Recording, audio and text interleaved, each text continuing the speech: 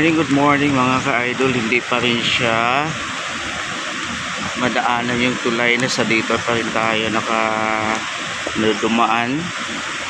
Ngunit ito po ay medyo malaki na yung tubig. Buti nga kagabi umaapaw ito, ngayon humupa na po. Pero pag tuloy po yung pag-ulan, siguradong tataas yung tubig at saka mag-aapaw dito sa detour natin. Huwag naman sana na maging malakas pa yung ulan, kasi mahirapan yung motorista, kasi yung tulay natin po ay nakasara pa rin kasi hindi pa pwedeng daanan kasi 2 linggo pa lang po ito, kaya hindi siya pwedeng daanan. Baka mabitak po yung semento yung tulay natin na bago po. Yun po, sa ngayon po yung tubig natin ay malapit na pong umaapaw sa ating detour.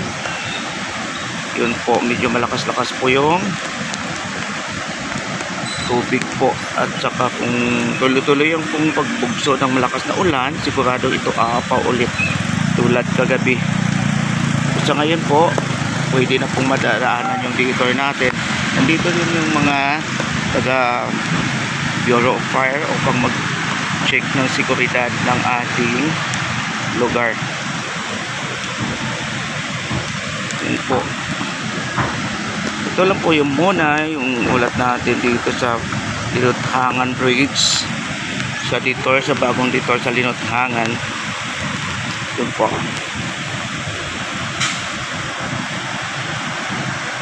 Yun.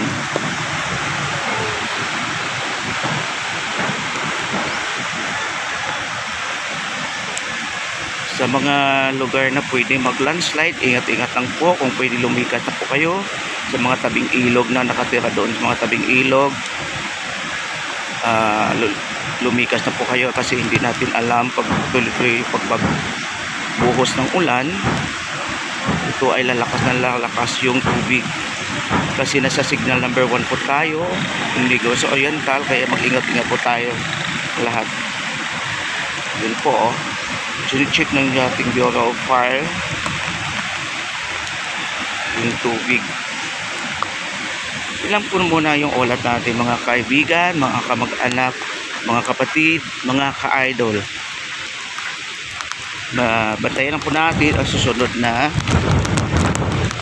ipahatid natin na balita na impormasyon para sa inyo.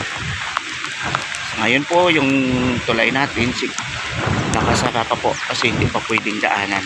Yan muna yung ulat natin.